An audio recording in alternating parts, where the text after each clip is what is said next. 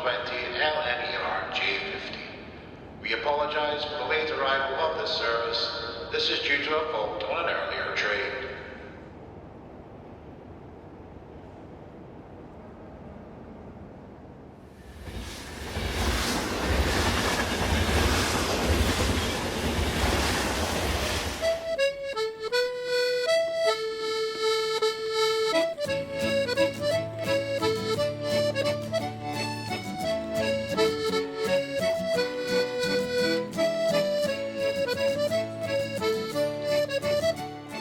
Hello and welcome back to Hollybush Railway. Dave here, and today I'm taking a look at Hornby's new TT120 locomotive, the LNER J50. When I say new, I mean that it's just been released. It's not exactly new when you remember that this was announced by Hornby in their first annual TT120 April update over 2 years ago.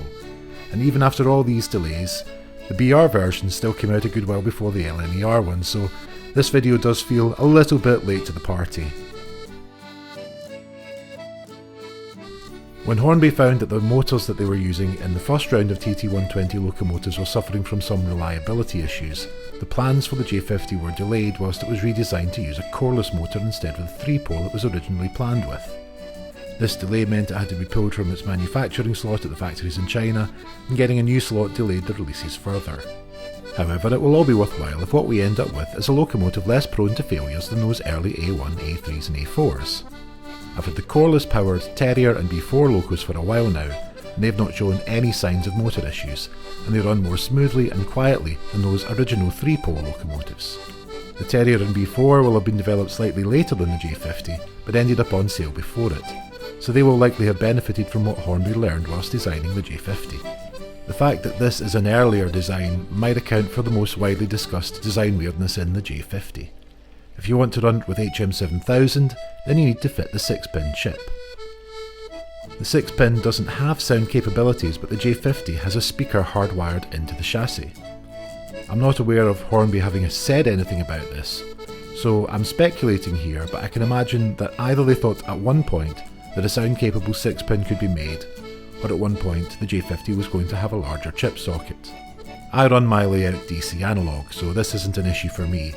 If you'd like to watch a walkthrough of how to set the J50 up for HM7000 running, then Greg over at Mac Trains has an excellent video on this. Anyway, let's leave the tech stuff for a moment and actually have a look at the loco. The class began life as the Great Northern Railway Class J23, 060 tank engines with long side tanks which slope forward to improve visibility from the driver's cab. They have a recess cut into the side for access for maintenance. These locomotives weren't designed to be pretty, they were designed for practicality. When Nigel Gresley succeeded Henry Ivatt as GNR's locomotive superintendent, he recognised that they needed locomotives to work short-haul freight traffic and shunt the wagons for those trains. His new 060 tanks used side tanks instead of the saddle tanks of locomotives they were replacing, and second-hand boilers left over from rebuilding the GNR Class L1 locos. The first of the class was built in 1913, and when the railways were grouped into the Big Four operators, LNER reclassified them as the J50. They were found all over the LNER network, hauling freight and shunting. Sadly, none survived into preservation, so the only J50s you'll find running these days are models like this one. My J50 arrived yesterday, and I ran it in for a good few hours last night. Straight out of the box it was a little bit hesitant, but a bit of track cleaning, some wheel cleaning and some running in took care of most of that. However, I did find one issue that required a little bit more fettling than I would have liked to have seen on a new loco. One of the pickups on the middle wheels wasn't properly aligned and wasn't making contact with the wheel. I was able to tweak this myself so that it's now getting a good electrical contact on all wheels, but that's not something you'd expect to have to do on a brand new locomotive. There are also a couple of points on my layout which the J50 doesn't seem to like but which my other locos don't have trouble with. This might be an imperfection in my track laying though, and I'll keep an eye on how it performs as it runs in more over the next few days and weeks. On tracks that are clean and well laid though, it is running well and capable of hauling a long rake of wagons behind it even at fairly low speeds. While it's certainly not as pretty a tank engine as the Terrier, it's not designed to be, it has just as much detailing as we've come to expect from Hornby's TT120 range. Cab detail, pipes and beautifully clear printing of the company name and loco number. been a long time coming, and it's perhaps not quite as stunning as the Terrier, but it looks like it has been worth the wait. Just, please, Hornby, don't keep us hanging on as long for whatever you're going to announce in the next couple of weeks, in time for the next big April range announcement.